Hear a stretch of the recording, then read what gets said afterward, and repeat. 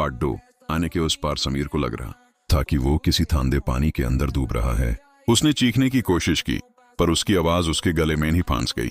जब उसने आंखें खोली तो वो अब भी उसी हवेली के कमरे में था, लेकिन सब कुछ उल्टा मिरर इमेज था।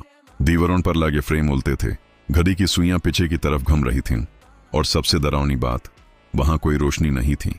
सब कुछ ग्रे और काला था। बाहर की दुनिया में वो साया जो अब समीर दिख रहा था ने समीर का कैमरा उठाया और मुस्कुराते हुए हवेली से बाहर निकाल गया। गांव वालों ने उसे देखा और सोचा कि फोटोग्राफर अपना काम खत्म करके जा रहा है, पर उन्होंने एक चीज नोटिस नहीं की।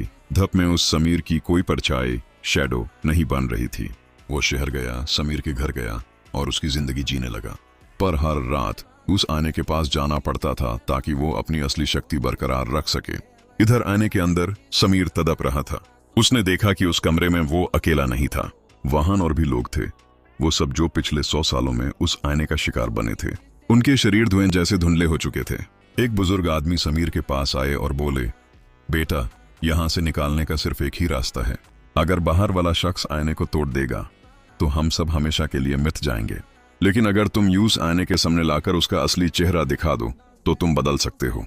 समीर ने अपनी पूरी ताकत लगाई। उसने याद किया कि उसके बग में एक छोटा सा पॉकेट मिरर था जो शायद उसके साथ ही अंदर खिंच गया था। उसने उस पॉकेट मिरर को निकाला। आने के अंदर एक और आईना, इसे एक अजीब सा ऑप्टिकल लूप बन गया। उसी वक्त शहर में वो नकली समीर अपने बेडरूम के बड़े आने के सामने खड़ा होकर तैयार हो रहा था। अचानक आने की सतह सरफेस हिलने लगी। समीर ने अंदर से अपनी पूरी जान लगाकर उस पॉकेट मिरर का रुख बाहर की तरफ किया। नकली समीर ने जैसे ही आने में देखा, उसे समीर की आंखें दिखी जो पॉकेट मिरर के जरिए उसे घूर रही थीं। एक जोर का धमाका हुआ।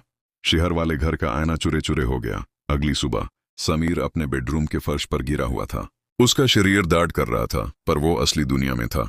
उसने राहत की सांस ली और टूटे हुए आईने के टुकड़ों को समेटा।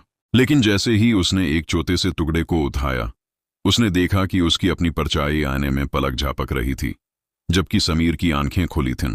वो साया अभी गया नहीं था, वो सिर्फ टूट कर हजारों टुकड़ों में बिखर गया था। जैसे ही समीर ने टूटे हुए आईने का टुकड़ा उठाया, उसे कुछ अजीब दिखा। आईने में उसकी परछाई धीरे धीरे मुस्कुरा रही थीं, जबकि समीर बिल्कुल भी नहीं मुस्कुरा रहा था। समीर का दिल जोर जोर से धड़कने लगा। उसे समझ आ गया कि वो साया अभी भी खत्म नहीं हुआ, बल्कि अब वो आईने के हजारों टुकड़ों में छिप चुका है। अब सवाल ये है, क्या समीर उस साए से हमेशा के लिए छुटकारा पाएगा, या फिर वो साया किसी और की जिंदगी में घुस जाएगा? ये जानने के लिए वीडियो का लास्ट पार्ट जरूर देखें। अगर आपको ऐसी डरावनी कहानियां पसंद हैं